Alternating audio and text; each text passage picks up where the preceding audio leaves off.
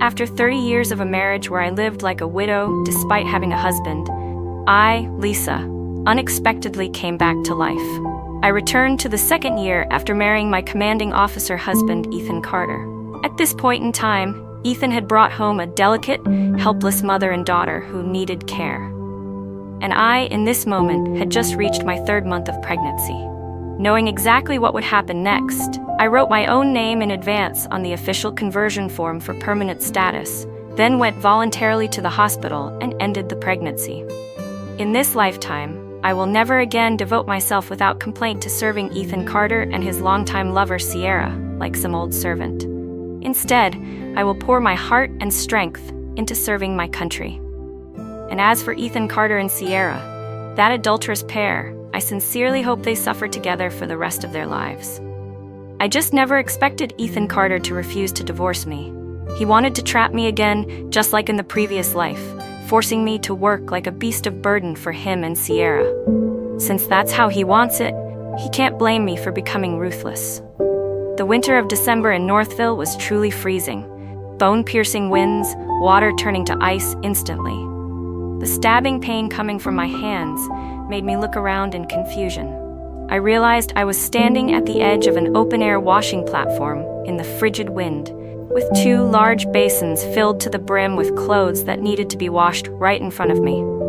I turned and looked around, taking in the surroundings that felt both unfamiliar and familiar. The old-era buildings and the slogans typical of that time made me briefly think I was dreaming. When I lowered my gaze again to the bright red cotton coat in the basin, then noticed several pieces of children's clothing mixed in, and finally lifted my swollen, frostbitten hands to examine them, I became certain I had been reborn. I had returned to the winter of 1981. This year was the 2nd year of my marriage to Ethan Carter. At this moment, I was already 3 months pregnant. The clothes in front of me were reminding me that I was currently washing laundry for Sierra, Ethan Carter's cherished white moonlight, and for her daughter Pearl. In my previous life, Sierra had accidentally sprained her hand and couldn't move it. So Ethan felt sorry for her and arranged for me to take care of the mother and daughter. Every day, I prepared good food and drinks for them, cleaned their place, washed their clothes, and even gave them treats I myself hesitated to eat: sugar, polished rice, fine flour, meat, and eggs, to boost their nutrition. Back then, I loved Ethan Carter. His words were an imperial decree to me. I diligently fulfilled my duty as a military wife, helping others, thinking for others, giving whatever I could. I always believed Ethan was helping Sierra out of pity because she was a struggling widow with a young daughter. I thought this was the traditional virtue of military officers and their families. It wasn't until later that I learned Sierra's so-called injury was all an act. She simply didn't want to wash clothes in the harsh winter and risk frostbite on her beautiful hands. So she used me, the foolish, obedient, never-complaining old servant. But she didn't just want a free maid. Sierra also wanted my job. Ethan Carter obeyed her every word and fulfilled her every request. The moment she hinted at wanting something, he immediately took action and gave her my job. Later, when Ethan earned military merit and got promoted, Sierra grew greedy for the position of a commanding officer's wife. She even instructed her daughter Pearl to push me, 6 months pregnant, causing me to miscarry and leaving me unable to have children ever again. Losing my job and my ability to bear children in an era like that meant my life had become predictable and bleak. I knew I wasn't good enough for Ethan Carter. I feared he would abandon me. So I became even more humble, even more willing to work myself to death for him. My thin, lifeless, worn-out appearance stood in stark contrast to Sierra's rosy lips, bright teeth, and radiant, polished beauty, 2 extremes living under the same roof. Ethan Carter grew more and more displeased with me. He didn't want to see me at all, so he sent me back to his hometown to take care of his parents. He claimed it was so I could fulfill my duties and allow him to focus on serving the country. In my past life, I felt guilty toward Ethan and was deeply grateful to him, so I devoted myself to caring for his parents. Because I couldn't have children, his parents often insulted me and blamed me for everything. Meanwhile, Ethan got rid of the burden that was me and lived freely with Sierra in the capital, enjoying a flourishing life with her. I worked tirelessly, without complaint, taking care of Ethan's parents for 30 years. When they passed away, I went to the capital to look for Ethan, only to discover that he and Sierra were calling each other husband and wife in public. Only then did I realize how laughable my entire life had been. Once I confirmed I had truly come back, I kicked over the basin filled with Sierra and Pearl's clothes. Whoever wanted to wash them could wash them, because I wasn't doing it anymore. I marched back to the place Ethan and I lived. The moment I stepped inside, I heard my movement, and the door of the room next to mine opened. Sierra poked her head out from her warm, cozy room.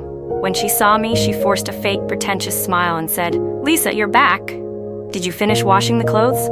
I glanced at Sierra's disgusting, hypocritical face, slammed my own door shut, and locked it.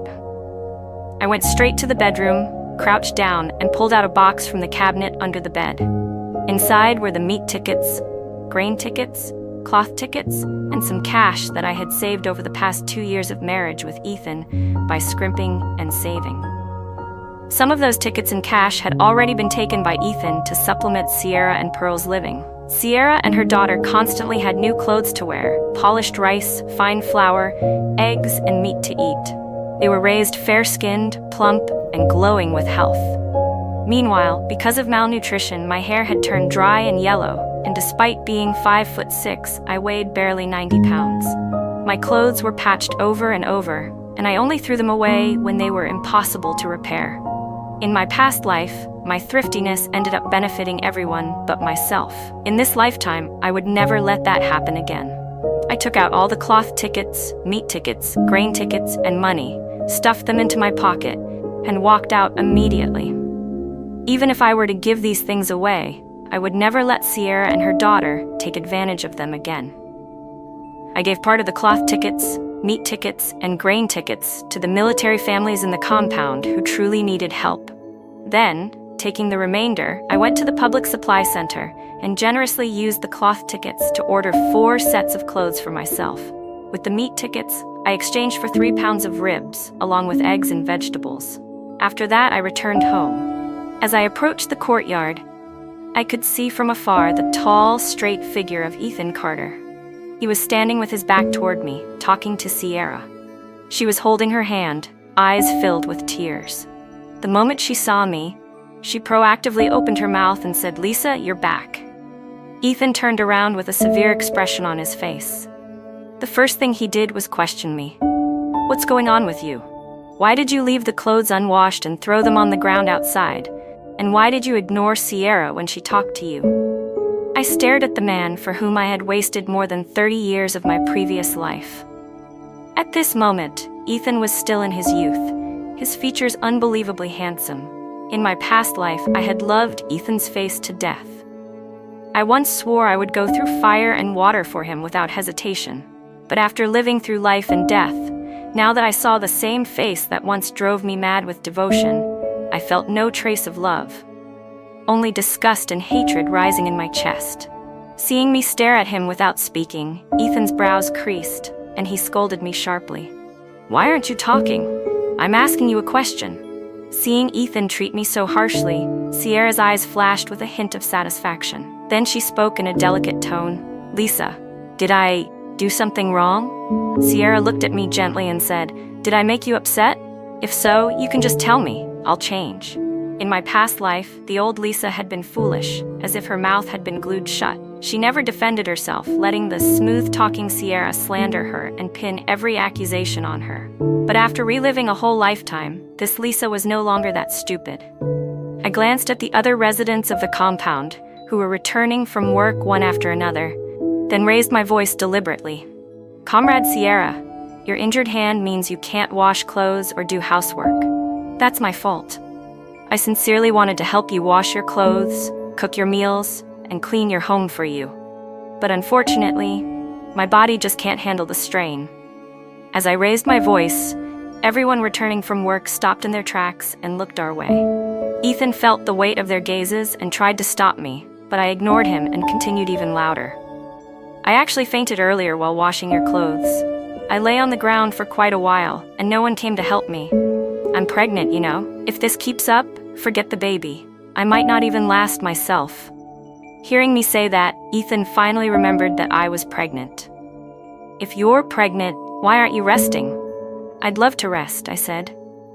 But aren't you the one who feels sorry for Comrade Sierra because her hand is injured and she can't take care of herself? You asked me to help her. These days, she can't use her hand at all, so all the housework has fallen onto me.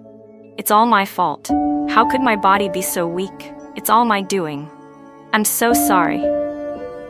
I put on a guilty expression and apologized loudly. By then, the neighbors had gathered around us. The wife of Director Lee spoke first, looking at me with sympathy. Lisa, you silly girl. On a freezing day like this, and you're pregnant, yet you're still washing clothes for someone else? What can I even say? Mrs. Zhao joined in.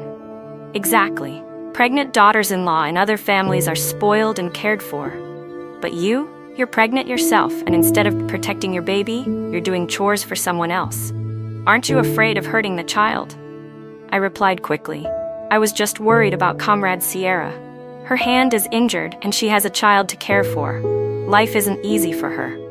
You should be worrying about yourself, Mrs. Zhao snapped. Look at you, what a state you're in. Pregnant women need rest and nourishment. Don't you know that?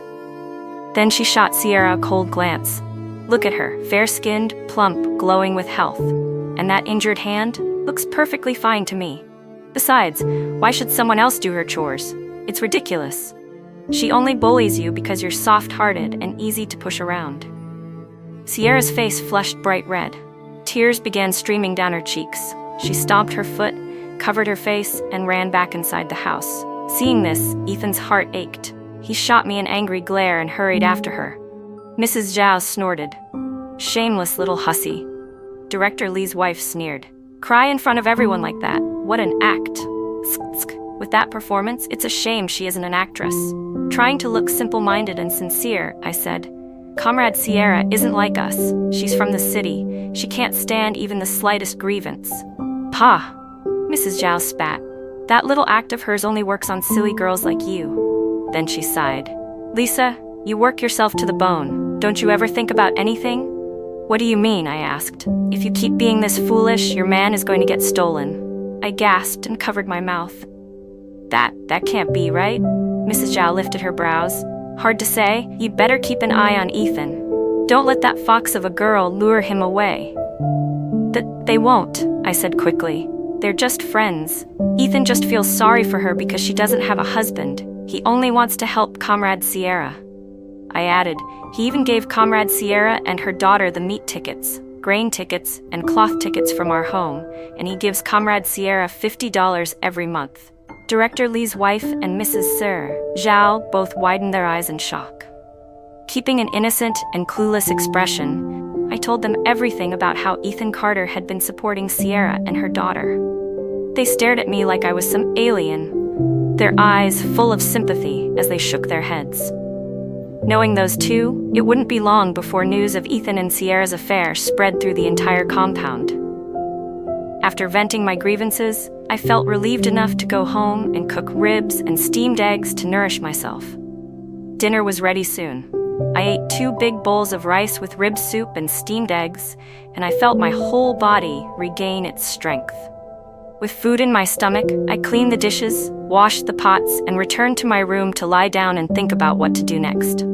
Based on the timing, it was almost the moment in my previous life when my work was supposed to be officially confirmed. Back then, the form for my permanent employment had been taken by Ethan, who wrote Sierra's name on it instead of mine, claiming Sierra needed the job more than I did. Sierra replaced me, became a formal employee, and from then on accompanied Ethan through life, enjoying love and stability with him. In this life, I absolutely wasn't going to be stupid enough to hand over my job to Sierra. If Ethan wanted to care for Sierra and her daughter so much, wanted to take care of them for a lifetime, then I would grant his wish. I would end the pregnancy and divorce him. Thinking through all of this, I eventually drifted off to sleep. I didn't know when Ethan returned. When I woke up in the morning, I discovered Ethan, unusually, was in the kitchen making breakfast. The moment he saw me come out, he placed breakfast on the table and called out, "Lisa, breakfast is ready." I walked over and sat down. Ethan handed me a pair of chopsticks. Lisa, the house still has some grain tickets, meat tickets, and cloth tickets, right? Go grab some and send them over to Sierra later. Winter is too cold. Their clothes are too thin. They'll freeze. Sierra and her daughter had multiple outfits, rotating through them, and although they were coarse, they had plenty to wear. Meanwhile, the cotton coat I was wearing was the one I made for my wedding.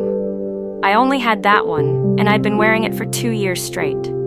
Ethan ignored all of this completely. His concern for Sierra and her daughter was painfully obvious. My chest tightened. I lowered my head and sipped my porridge without responding. Ethan assumed my silence was agreement and kept speaking. Oh, and Sierra's daughter is at the age when she needs proper nutrition. She can't go hungry, so send all the meat tickets to them too. That was the last straw. I couldn't hold it back anymore. There aren't any cloth tickets or meat tickets left, I said. How could there not be? Ethan frowned. Lisa, you're a military family member. You must put the people first. Think what the people think, and share what the people need. I took a sip of porridge, set the bowl down, and asked slowly, when you say helping the people, do you mean helping all people in need? Or just helping Comrade Sierra? Ethan froze. He never imagined that the quiet, obedient version of me would say such a thing. Pretending not to notice the embarrassment on his face, I began counting on my fingers. The family on the west side, Comrade Wu's place, is in real hardship. Their 3 children don't even have proper clothes.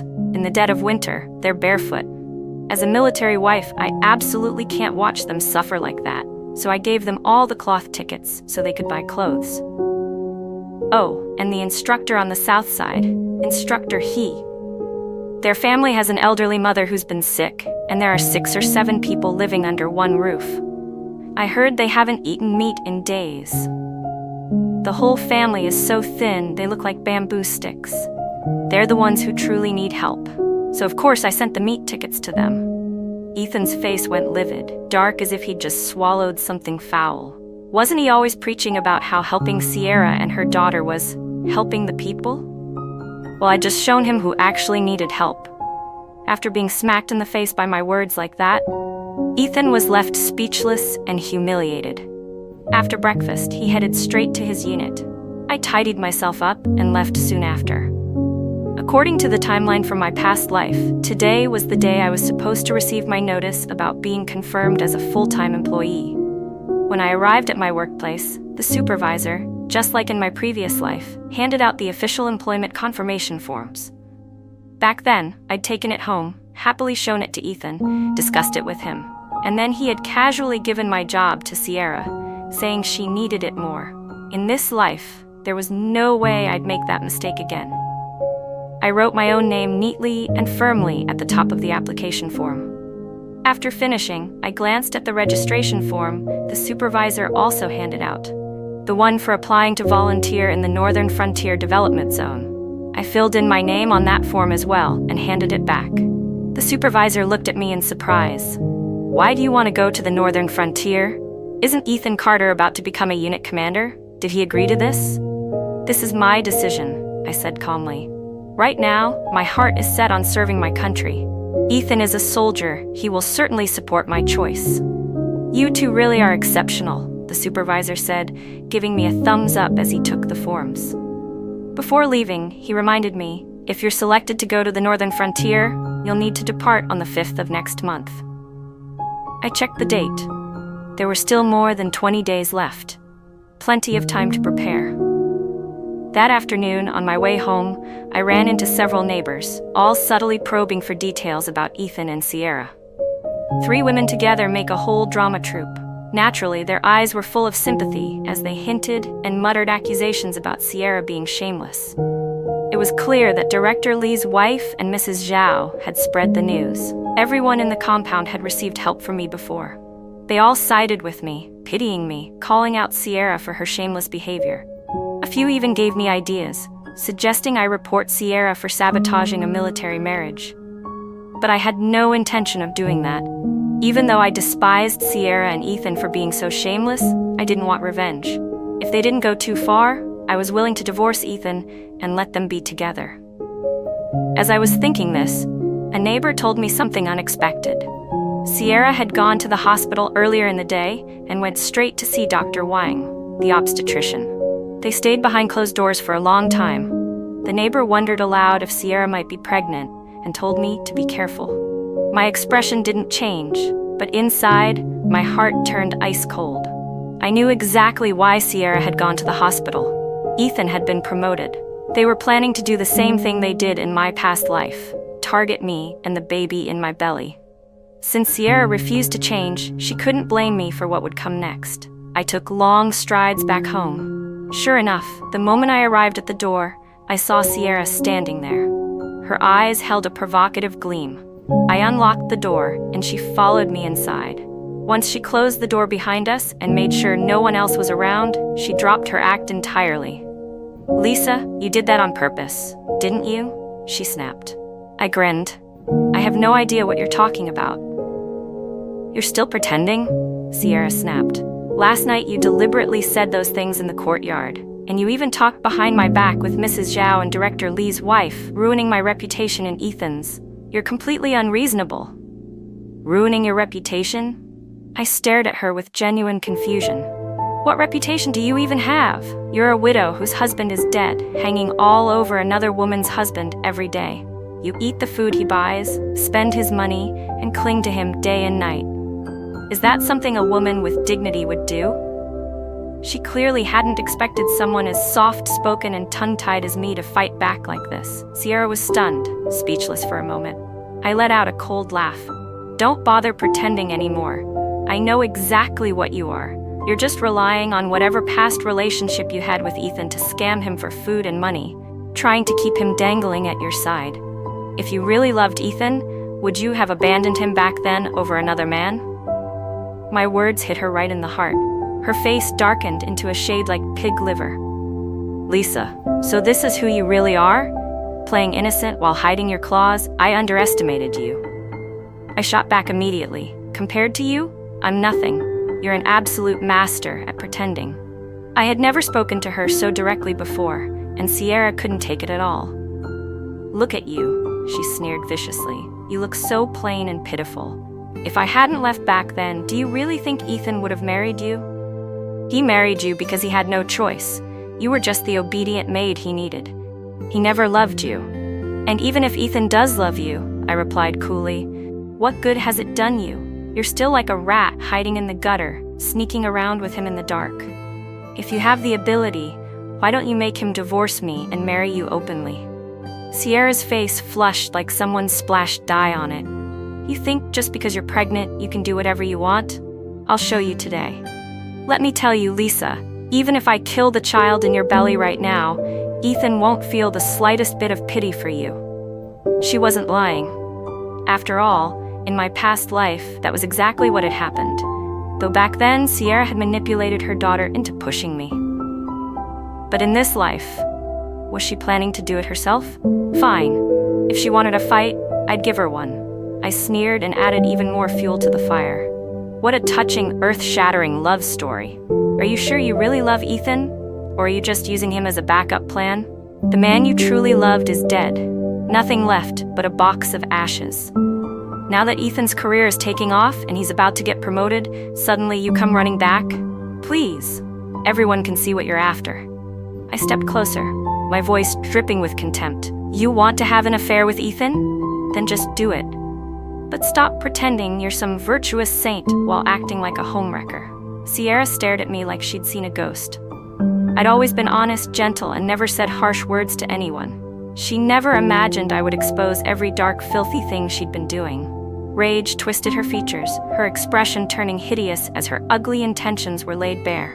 Furious beyond reason, Sierra lunged at me. "Lisa, you want to die? I'll kill you today." But I was already prepared. I didn't dodge. Instead, I planted my foot firmly and kicked her as hard as I could. Sierra's entire focus had been on my stomach, her intention written clearly across her face. She wanted to kill the baby inside me. What she didn't expect was that I would strike first. My kick landed solidly. I was strong from years of heavy labor. She, on the other hand, had hands so delicate they'd never touched cold water. We weren't even on the same level. She cried out in pain and crashed to the floor with a loud thud. Watching her fall like a beaten dog, I let a cold smile spread across my face. Then, in one smooth motion, I threw myself to the ground as well and let out a wail loud enough to shake the heavens. "Help! Somebody come quickly! Sierra hit me! My stomach! It hurts so much!" I screamed at the top of my lungs. With my cries echoing through the courtyard, all the neighbors rushed out of their homes. The moment they saw me lying on the ground, clutching my belly and wailing as if my heart were being torn apart, Director Lee's wife was the first to sprint toward me, followed by Mrs. Zhao. "What happened?" "Sierra. She hit me. My stomach. It hurts so badly." I kept my hands pressed against my belly, crying out in agony. On the other side, Sierra staggered to her feet in a daze. When I kicked her earlier, her nose had slammed into the table, and now blood was pouring out uncontrollably. Hearing me accuse her, Sierra tried to defend herself. No, it wasn't. It wasn't me. It was Lisa. She didn't even finish the sentence before Mrs. Zhao shoved her hard, cutting her off. Director Lee's wife seized the opportunity and kicked Sierra squarely, knocking her back to the ground again. She let out a shrill cry of pain, but not a single person here felt sorry for her. Her crying accomplished nothing. Sierra had always cared only about acting pitiful in front of Ethan Carter. To the rest of the courtyard residents, she carried an air of superiority, always looking down on them. But I was different. I was the kind one, the person who never played tricks, never acted two-faced. I had helped many families here. So everyone rushed toward me, surrounding and protecting me, while a few who had long disliked Sierra stepped right over her to get to me. "Hurry! Someone take Lisa to the hospital. She's pregnant. If something happens to the baby, what are we going to do?" At that moment, Zhao Wenshu returned from his mission. He immediately stopped his jeep, scooped me up, and helped me into the vehicle.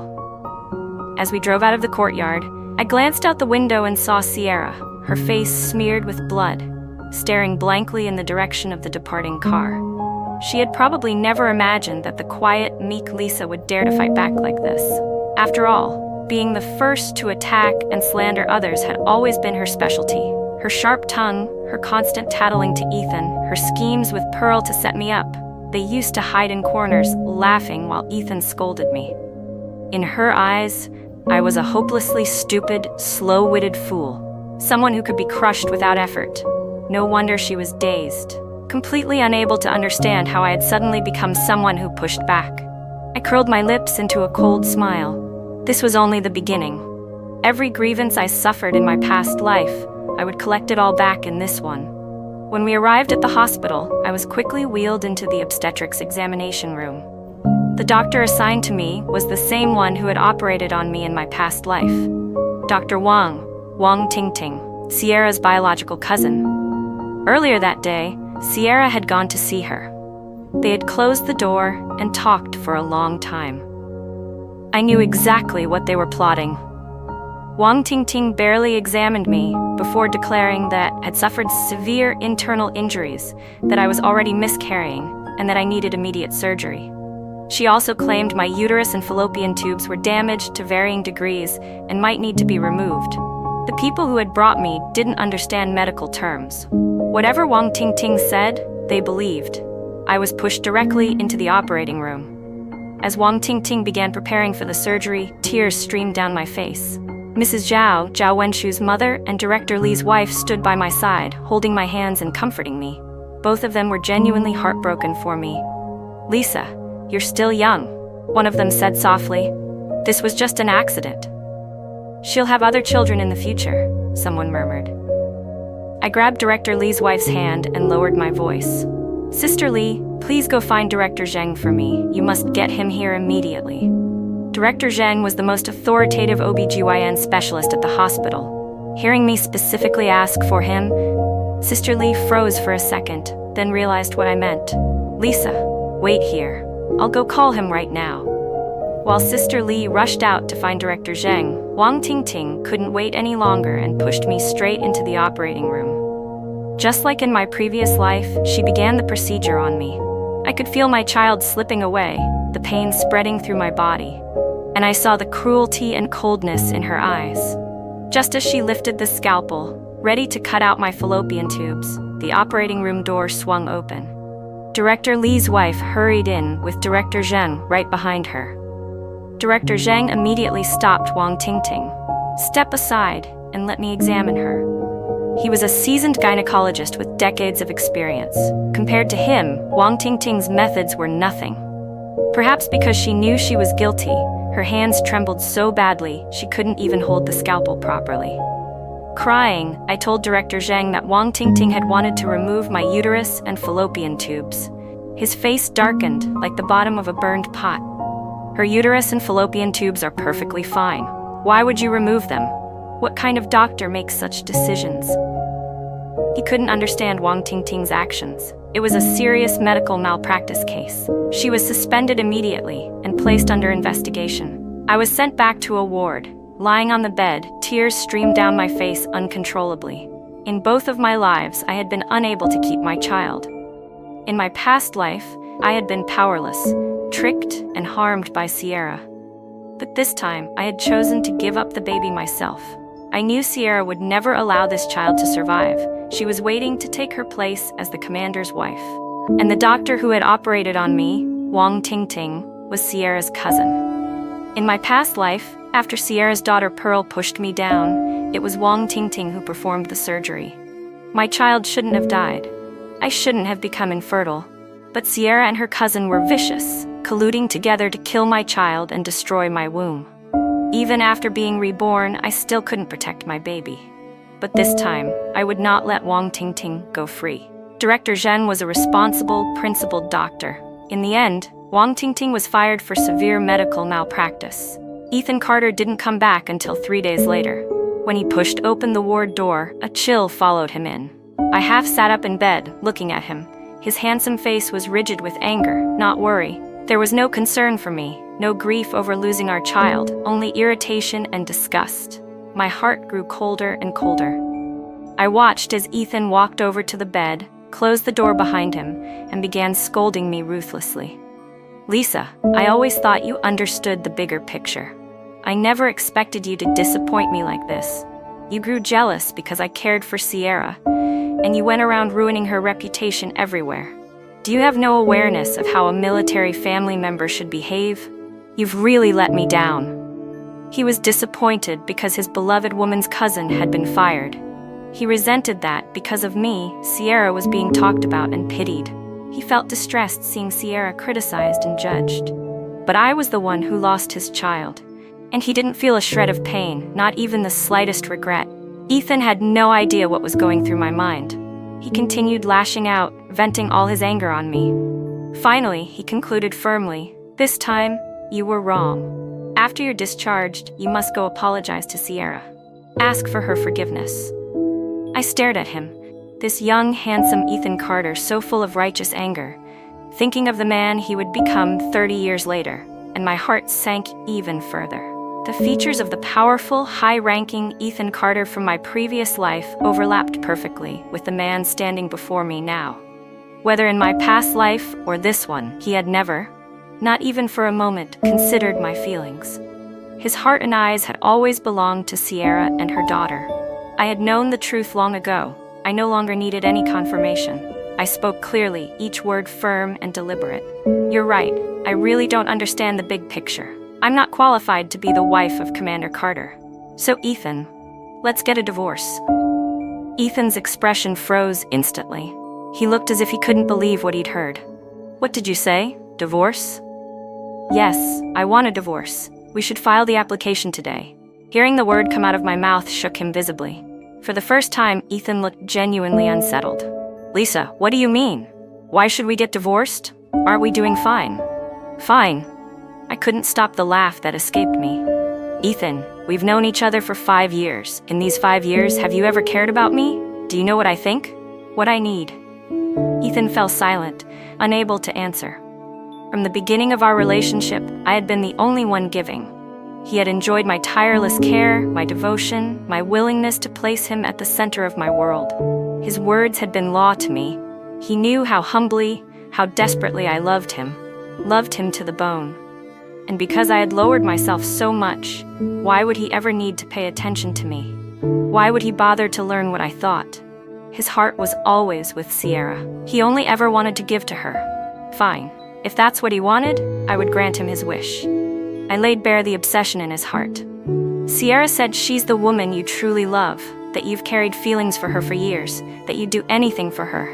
If that's the case, then I'll fulfill your wish. Let's divorce. But instead of admitting anything, Ethan panicked. No, it's not like that. Lisa, you misunderstood us. There's nothing between Sierra and me the way you think. Is that so? I stared at him. Then tell me, what is your relationship? You give half of your salary to Sierra and her daughter, yet you've never given me a single cent. You worry about Sierra not having enough clothes. You worry about Sierra and her daughter being cold and hungry. Have you ever once looked at what I wear? What I eat? Ethan had no answer. After a long moment, he finally muttered, I only pity her. There are plenty of pitiful people in this world, I said. Why don't you give your salary to them? Why only Sierra? Ethan's face flushed with embarrassment and irritation. Lisa, I know my actions made you misunderstand. I was wrong. I'll change from now on. We're not getting a divorce. He refused. That surprised me. He clearly liked Sierra so much, so why did he insist on sneaking around? Why not give Sierra a rightful place at his side? I couldn't understand it, but regardless, the divorce was not negotiable. If Ethan wouldn't agree, I would make sure he had no choice. The next day, I was discharged. I had barely rested for a few minutes at home when Sierra knocked on my door and walked in. There was a scar across her nose. It looked ridiculous. I stared at her coldly. What are you doing here? You're not welcome. She glanced around to confirm no one else was present, then sneered. Lisa, I didn't expect you to pull a move like that. I underestimated you. I looked at her without emotion. You didn't come here just to say that, did you? Of course not. She snapped. You're using retreat to advance, raising the idea of divorce so that...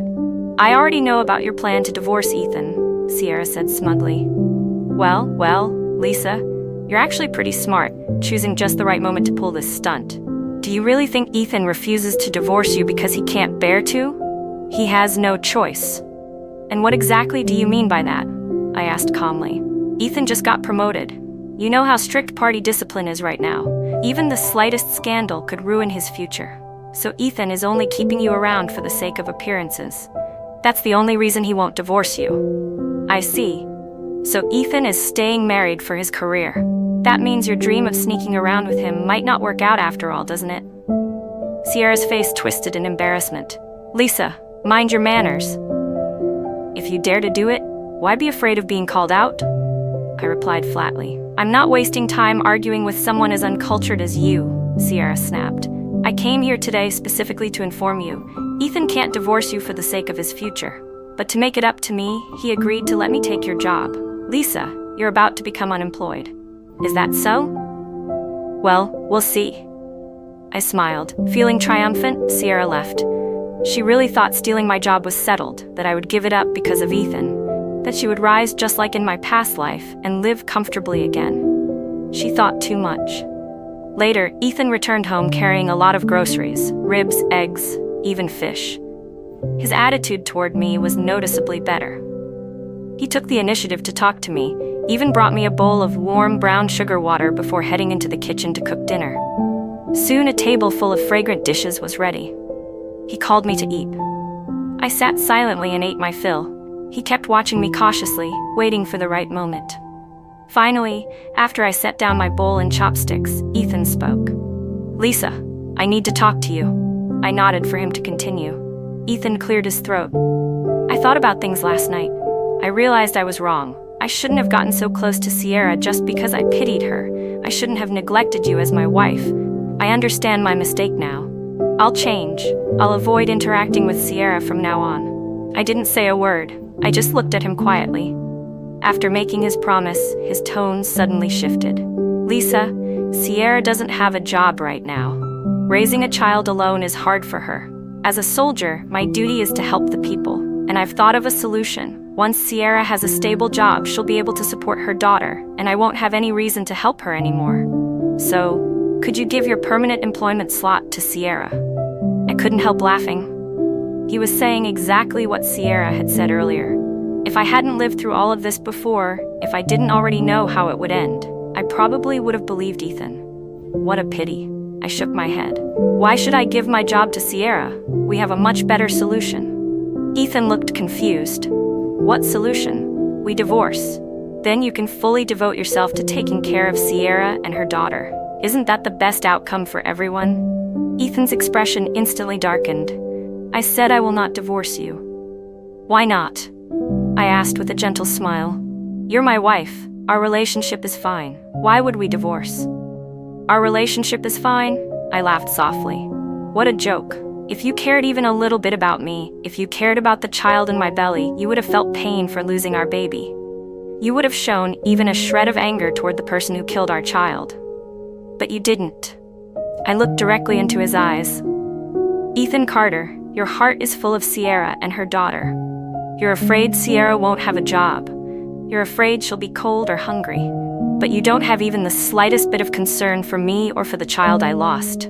With a heart like that, why should I stay married to you? Ethan's expression twisted, ugly and strained, because my words hit exactly where it hurt. He completely lost face. Lisa, how did you become so unreasonable? I became unreasonable? I asked calmly. Isn't it because of you? I've worked myself to the bone for you, done everything for you two, and that still wasn't enough? You wanted me to sacrifice even more? Sorry, but the world doesn't work that way. He protested stubbornly. Sierra and I aren't what you think. There's nothing improper between us. Why won't you believe me? I don't care what the two of you are, I said.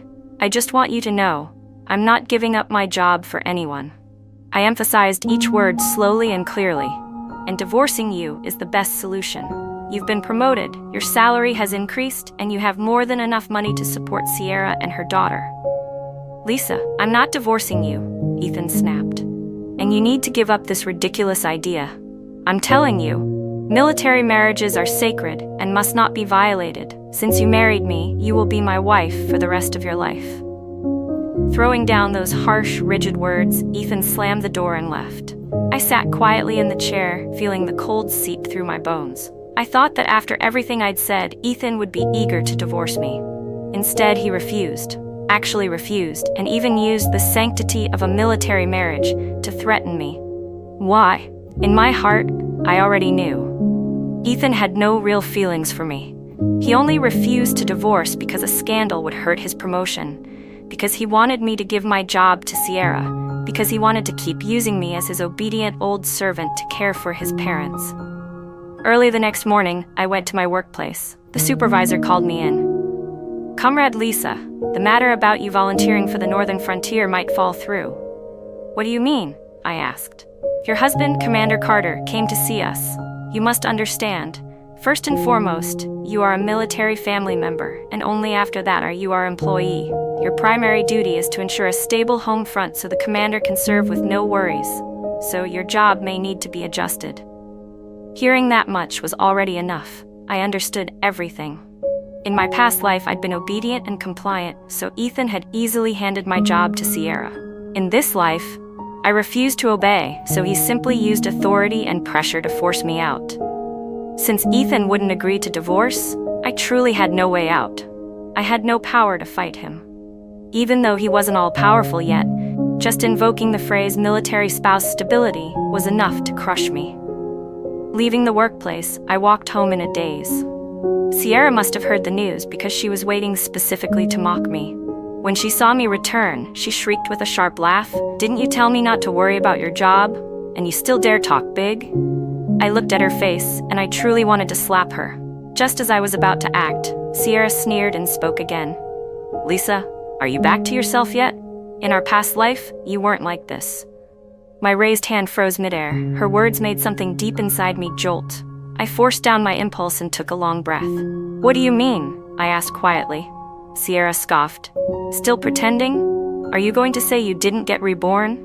I stared at her, startled. In our past life, Sierra continued, you were timid and obedient. Everything in your world revolved around Ethan. If he said go down, you would never dare go up. And now, you actually dare rebel against him? You even dared scheme against me. If you hadn't lived once before, who would believe you suddenly became like this? Sierra sneered. Since she had already said things to this point, I stopped pretending as well. So you've been reborn too? Of course, she snapped. All because you kicked me that day. If it weren't for that, I wouldn't have had to live through these miserable poverty-stricken days. She curled her lip. 30 years later, life was changing every day. Nothing like now, with barely enough to eat, barely enough to wear, everything poor and backwards. Her disgust for the current life was written all over her face. And honestly, it made sense. In our past life, by the time she reached old age, she was pampered, wealthy, and living her best days beside Ethan Carter. A Western-style villa, servants and guards, endless delicacies. She had lived in luxury. No wonder she now found this life unbearable. Thinking of our past life, something stirred inside me. Since you've come back too, let's be honest. What do you want? My job? Or Ethan Carter's wife's position?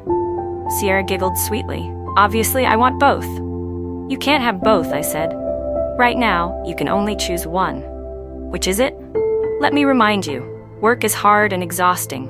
It's nowhere near as glamorous as being the commander's wife. Ethan is still young, with a bright future ahead. Don't you want to live a life of prestige? Sierra had spent decades in the past life enjoying luxury at Ethan's side, so no one understood his future prospects better than she did. I could see her wavering. She rolled her eyes. So what are you trying to say? I can help you get what you want, I said. As long as you make sure Ethan and I divorce, I'll keep my job. You marry him, you get to be the commander's wife, rising higher and higher. Sierra didn't just want to be the commander's wife. She wanted to be the wife of the future high-ranking Ethan Carter. The greed in her eyes was unmistakable. Finally, after a moment of contemplation, she asked, "How are you going to help me?" I smiled. "By letting you get what you want ahead of schedule." 2 nights later, something happened in the compound that shocked everyone. Sierra and Ethan Carter were caught stark naked in bed.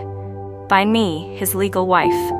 In the middle of the night, my cries and screams echoed across the compound, loud enough to wake the entire neighborhood. Lights flicked on in every house. When they saw me kicking open the door, Sierra tried to stop me. "Lisa, what are you doing?" We agreed. Ethan, meanwhile, was completely confused. This isn't what's going on.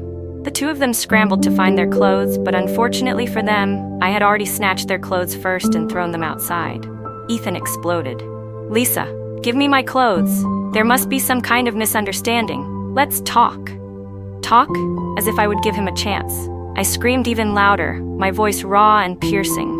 Within minutes, the room was crowded with spectators. My God, Commander Carter and Sierra, caught having an affair right in his own home. Is there no justice left in the world? No, it's not like that. Ethan tried desperately to deny it. Meanwhile, Sierra, completely naked, finally felt shame as all eyes stared at her. She frantically tried to hide, cling to Ethan's arms for protection. Surrounded by so many people, Ethan was furious and humiliated. He shoved Sierra away. She fell forward, revealing everything, and although he was embarrassed, she was still his white moonlight. So Ethan hurried to wrap her in a blanket. Then he tried again to reach out to me. "Lisa, this can't be real. There must be an explanation." "Lisa, you have to help me explain," Ethan begged. I wiped my eyes with fingers still covered in chopped scallions, and tears instantly streamed down my face like rain. "You two sneaking around behind my back didn't just happen once. I've known for a long time that you've been having an affair." Then I turned toward the military district's political commissar, who had rushed over after hearing the commotion, and I cried with heart-breaking sorrow. Comrade Carter and Sierra have been carrying on for a long time. I discovered it before. Sierra even pushed me, causing my miscarriage. Ethan knew I lost the baby and that I was hurt, but he ignored me completely. He was afraid it would affect his career, so he warned me not to say anything. He even threatened me, telling me to give my job to Sierra. "Lisa, you're talking nonsense." Ethan's eyes nearly bulged out of his head. "Am I?" I shot back. "You can go ask my workplace leaders." I had already planned to respond to the organization's call and go volunteer at the frontier. I was ready to divorce and step aside for them, but they still refused to leave me alone. My tears, raw and genuine, made everyone around us bristle with anger on my behalf. "Lisa is too honest," one family member said. "Look at the clothes she wears. Just look at her. And look at that woman Sierra." No job, yet she dresses all fancy every day, eating well, drinking well. Exactly, another said. I heard Commander Carter gives half his salary to Sierra and her daughter. All the meat tickets, grain tickets, and cloth tickets go to them too. Poor Lisa lives on coarse cornbread. And she was pregnant, someone added sharply. Yet she was still forced to wash Sierra and Pearl's laundry. As more and more people spoke up, the commissar's expression grew darker and darker. Comrade Lisa, he finally said, you've suffered greatly. Military marriages are sacred and inviolable, not only to protect the wives of soldiers, but to restrain the soldiers themselves. We will absolutely give you a proper resolution. Ethan Carter was immediately suspended and placed under investigation. The military district leadership took the matter very seriously and formed a special team to look into it. Ethan's financial support of Sierra and Pearl had been done openly. It didn't even require a deep investigation. Everyone who knew something came forward and spoke. The fact that Sierra pushed me, causing the miscarriage, had been common knowledge. And the fact that Ethan went to my workplace and pressured my leaders to give my job to Sierra, that was ironclad evidence. Ethan's explanations were weak and completely unconvincing. The higher-ups were deeply disappointed in him. His future ended right there. As for Sierra, she was jailed for the crime of destroying a military marriage. She was utterly stunned. She kept screaming that she'd been framed, that I had manipulated everything, that I had agreed to let her and Ethan be together, that I was cruel, jealous, and couldn't stand to see them happy. No one believed her. Everyone thought she'd lost her mind. After all, who would give up a husband as promising as Ethan Carter? And in everyone's eyes, I was the honest, hardworking, long-suffering victim. Everyone in the compound knew I had been bullied by those two shameless people, that I had worked myself to the bone like an old ox. Sierra was desperate. In the end, she demanded to see me. I agreed. When I visited the detention center, Sierra looked haggard, puffy-eyed, her face sallow and dull. When she saw me, fury flashed in her eyes and she tried to leap up, but the handcuffs yanked her back down into her seat. Lisa, why did you set me up? She snarled. Why? I looked at her coldly. Even now, you still don't know why. You're really going to claim you don't understand what you did to me? I don't know, she shouted. Lisa, tell them. Tell them this is all a misunderstanding. You and Ethan are the ones whose marriage fell apart. You can't do this to him. He's going to be a high-ranking official. He can't be suspended, Sierra shouted, almost hysterical. I only let out a cold laugh. Why would I lie to the organization? You two destroyed a military marriage, engaged in an affair, violated conduct guidelines. That's all the truth. But it was you who told me to do it. You gave me the chance. She screamed. You did this on purpose to get revenge. Lisa, your heart is so vicious. Are you trying to kill us? You're not leaving us any way out. I nodded slightly. I didn't plan on fighting either of you. In the beginning, all I wanted was to divorce and go serve my country. But you and Ethan just wouldn't stop. Sierra, you tried to kill my baby. You wanted your cousin to make me infertile again, just like in the last life. Your heart is rotten. You're a demon. And Ethan, I took a breath. I already offered to divorce him, to step aside for the two of you, but he still refused to let me go. He wanted my job, and for the sake of his career, he still wanted to sneak around with you in secret. You two thought I was a fool. You thought you could keep controlling my life. Why? I stared directly at her. All I did was what I should have done. I simply took back justice for the unborn child who died unjustly in my past life, for the pitiful Lisa who suffered and died. In the end, Sierra was sentenced to 3 years in prison for destroying a military marriage. Ethan Carter was expelled from the military. I took that opportunity to file for divorce. The divorce went through surprisingly smoothly. The same day I received the divorce certificate, I joined the work team heading to the Northern Frontier. For more than 20 years in the Northern Frontier, I followed the organization wherever they needed me. I gave my youth to that land. I never once complained. Life there was harsh, but it was also fulfilling, full of meaning and pride. I earned multiple commendations for my contributions, and my name appeared numerous times in newspapers and on television. 20 years later, I returned to the capital to receive an award. The nation had grown and transformed. Walking through streets filled with brilliant lights, I felt overwhelmed with emotion. I was no longer the confused, hopeless woman from my past life. In this life, I lived with purpose, ambition, and dignity. The night before our team was scheduled to return, we went shopping for gifts for our colleagues. Passing by the entrance of a hotel, we saw heavily armed police officers restraining a man and handcuffing him. On the ground lay a bloodied, swollen corpse of a woman. My gaze drifted across the restrained man's face, and a strange familiarity made me stop in my tracks. I looked again. It was still that handsome face, but now marked by age and wear. The man looked at me. Our eyes met. He froze. His lips trembled as he silently mouthed two words. I tore my gaze away and looked down at the naked, lifeless, heavily made-up woman on the ground. Her pale face overlapped perfectly with the Sierra in my memories. I never expected to meet either of them again like this. Curling my lips slightly, I tightened my grip on the gift bag in my hand and walked away quickly. There is no place in life where paths won't cross again. Except this time. The reunion was nothing like our last life. Back then, I stood on a brightly lit street, staring at the powerful, high-spirited Ethan Carter and the elegant, noble Sierra, watching them walk side by side, surrounded by guards. Back then, I wanted to approach them to ask why, only to be struck by a speeding car and thrown into the air. Life itself does not change.